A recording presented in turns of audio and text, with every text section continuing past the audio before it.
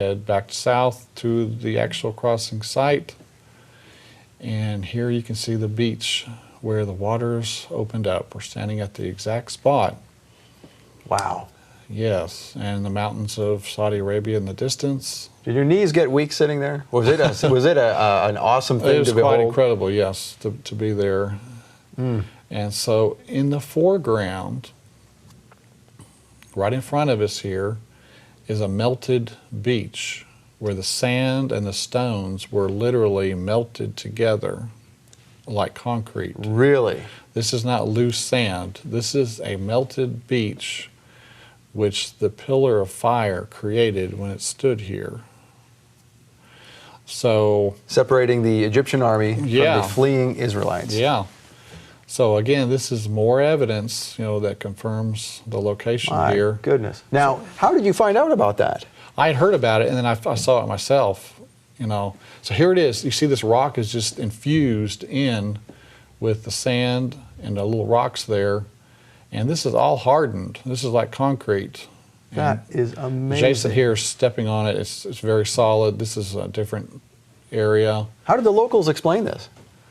I asked the hotel owner was here with us that we know, and he says, I've never seen this before. He said his hotel's in a different area, but he was amazed at what he saw. So well, there's the evidence right there. It's solid. Right. And so a piece of it was broken off for us to look at, and you can see up close here all the little rocks and the sand. They're melted together, infused by the pillar of fire. And this goes on for some ways. This isn't just one little spot.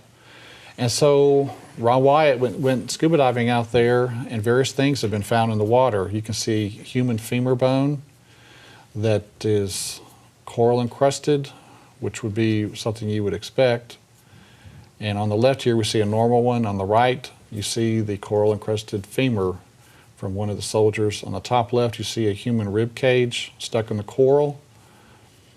Now, what about people who say, "Oh, this is table coral"? It's not, because it has metal in it. And so here's a horse's hoof. It's shriveled up when they took it out of the water.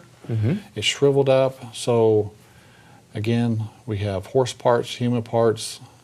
What are we seeing here? What is this coral?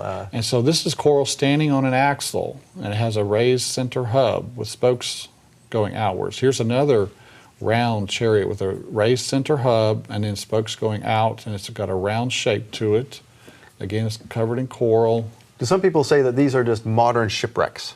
Some people have said that, but again, this agrees totally with the design of the chariot wheels. With the raised center hub and using metal detectors, there is metal in the center. There are spokes going out. This is a 4-spoke wheel with 3 spokes left. 4-spoke wheels, 6-spoke wheels, and 8-spoke wheels are found here. Of course, using the metal detector, like he's demonstrating here, all of the hubs here contain metal, and that is the design of the Egyptian chariot wheel with the metal center hub. Now here is a gold-plated wheel.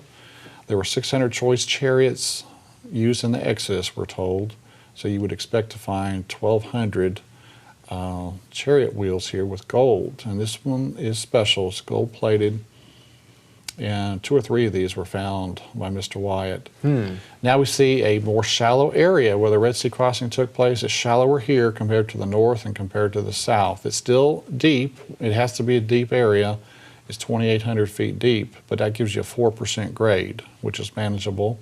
Over in Saudi Arabia, you see the remains of the pillar that was found there on the Saudi Arabian side. It was cut down by the Saudi authorities. It had Hebrew writing on it. We don't know where it is. But there in the Saudi waters, Viveka Ponton went scuba diving, and she found this beautiful chariot wheel in the Saudi Arabian waters. So you have chariot parts on the Egyptian side, chariot parts on the Saudi Arabian side. So, but it's not the crossing site.